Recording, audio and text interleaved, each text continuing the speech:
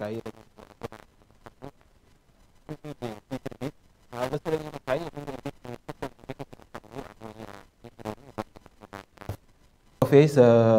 Assemblée générale des Nations Unies mi ngi titré Bassirou Diomaye Faye au sommet sur la cause palestinienne, défendre la vie, pas choisir un camp. Au sommet sur l'avenir de la solution à deux États, israélien et palestinien, le président Faye a réaffirmé le soutien constant du Sénégal à la cause palestinienne. waaye boobu ba tey si bopp ëttub yéenekaay daal nañu àddu ci wàllum li nga xam ni mooy environnement ak li nga xam ni mooy réserve naturelle bu communautaire bu Bundu, immersion au cœur d'un paradis terrestre. ñu daal di jàll ci beneen yéenekaay di Le Quotidien xëtam bu njëkk ci mardi 23 septembre bi daal di indi li nga xam ne mooy création d'un État palestinien di sommet assemblée générale bu Nations Unies di am jamono ji foofee sa diwaanub États-Unis ci dëkk ba ñu naaw New York. Ak Diomaye sans diplomatie, nous assistons à une stratégie aux allures de nettoyage ethnique. Il est temps de prendre des mesures concrètes. Le Sénégal réaffirme son engagement constant pour une solution à deux États.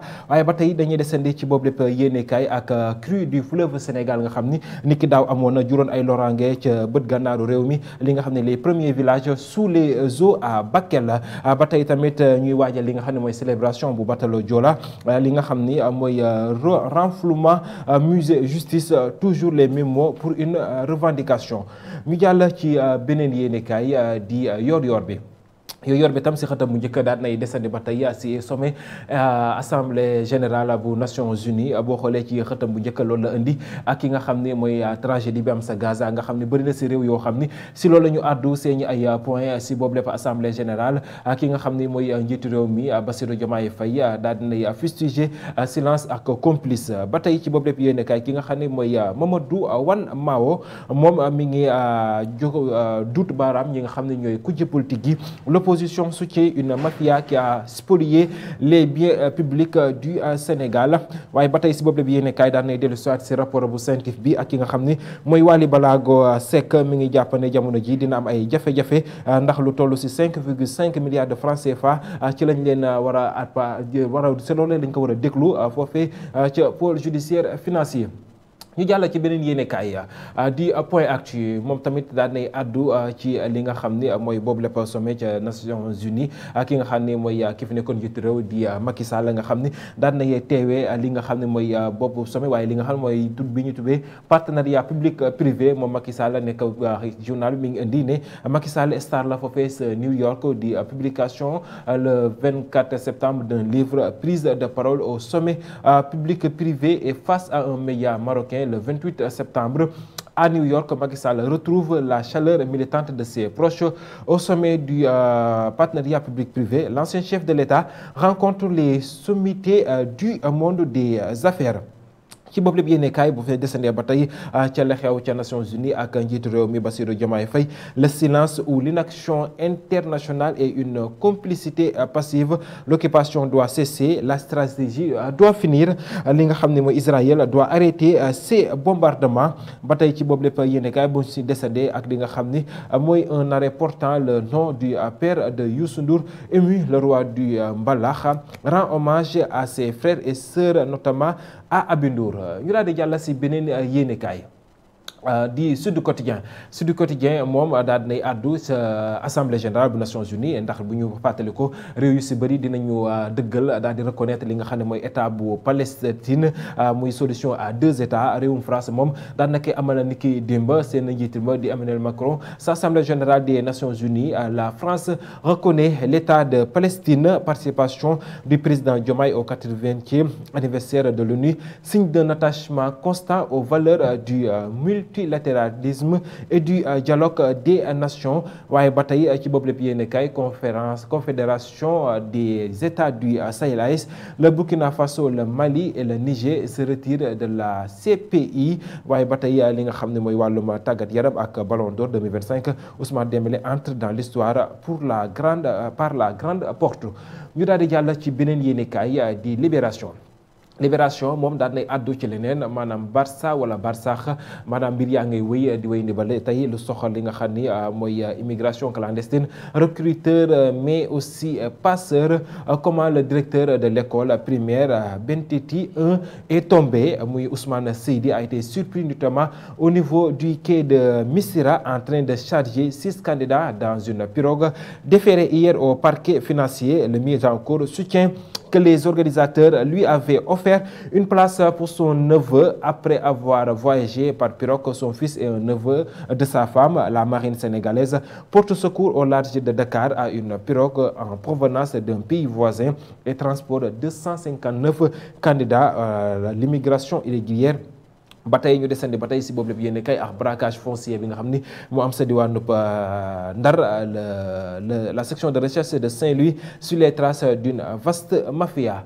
ñu daal di jàll ci beneen yéenekaay di Rewmi Quotidien moom xëtam bu njëkk daal di addu ci pôle territoriaux yi nga xam ni gouvernement bu Sénégal daan na koy annoncé woon ku ci mel ni Ousmane Sonko si li nga xam ne mooy élection législative yi ñu génn réforme des pôles territoires ki nga xam ni mooy jon gi ñu dénk wàllu woowee di Moussa Balla Fofana une revanche de nos terroirs sur les déséquilibres historiques.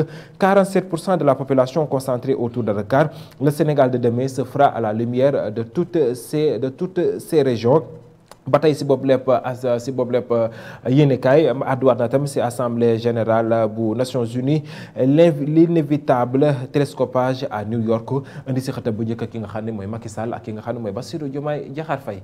ñu daal di àddu ci beneen yéenekaay di Tribune moom daan nay àddu ci beneen affaire muy diminution du chiffre d'affaires de la construction. Le secteur du bâtiment s'effondre, baisse de 13,4% du chiffre d'affaires au deuxième trimestre relativement à celui réalisé au même trimestre de 2024. La régression du chiffre d'affaires dans la construction de bâtiments est liée à la baisse du montant des travaux liés à la promotion immobilière évaluée à 14,6%. ba tey si boobu lépp yéen kay buñ si descendé ak li nga xam ne mooy Abdou Aziz Diop di adjoint au maire bu Agnam. À la limite on se demande qui veut assassiner Farba Ngom. ñu daal di addu ci beneen yéenekaay di l'observateur moom daal nay addu ci li nga xam ni moo soxal wàllum pôle judiciaire financier ak rapport bu CENTIF enquête sur une célérité judiciaire. L'éclairage de Waly Ndour, ancien président de la CENTIF, moom daal na si addu si page 4 bu l'observateur. Waaye tamit affaire Amadou Sall ak ñam ci àndal. Dansar de Lansar Auto, extrait de sa cellule 5,597 milliards de francs CFA de transactions suspectes, 800 millions pistés et un réseau à tiroir. Voiture de prestige Sénéo et poursuite pour blanchiment. L'explosive équation Amadou Sall Dansar du trésor public à Lansar Auto. La route obscure des milliards au moins payés à 5 jours après la fin du mandat de Macky Sall. ñu daal di addu ci beneen yéenekaay di Walf Quotidien moom tamit daal di nay addu ci li nga xam ni mooy distinction contrebande perte de souveraineté économique méfait des taxes sur les tabacs et l'alcool. Lassana Gagny Sakho PCA APIX l'État perd sur tous les fronts. waaye tamit bu ñu descendee ba tey ci boobu lépp yéenekaay daal di nay addu ci li nga xam ni mooy une nouvelle identité virtuelle bu port autonome bu Dakar ak tamit ki nga xam ne mooy Dembélé mi nga xam ne soxal Ballon d'Or 2025 bi nga xam ni daal dinañu koy jox. ñu daal di àddu ci beneen yéenekaay di wàllum tàggat yaram di record moom tamit si xatam bu njëkk Liga Coupe la indi ak li nga xam ne mooy Ghana Elimane pour obtenir le derby. waaye tamit foot féminin tournoi UFAO à U17 4e journée un décisif Sierra Leone Sénégal cet après-midi. waaye tamit Edouard na ci la nga xam ni mooy Ballon d'Or 2005 Dembélé sacré devant Yamal et Vitinha. ñu daal di addu ci beneen yéenekaay ci wàllu soxal wàllum tàggat yaram di Rewmi Quotidien Sport moom tam xëtam bu njëkk bu ñu xoolee Ousmane Dembélé la indi ci Ballon d'Or 2025 la consécration d'un talent en dents de scie. Lamine Yamal se console avec le trophée Copa. Henrique désigné meilleur entraîneur. ñu daal di addu ci beneen yéenekaay ba tey rek su fekkee am na wala su fekkee daal di am ni ci lii la ñuy jaaree daal di tàggatoo par rapport lu soxal revue des titres bi léegi lay doon ñu daal di addu ci article commenté bi.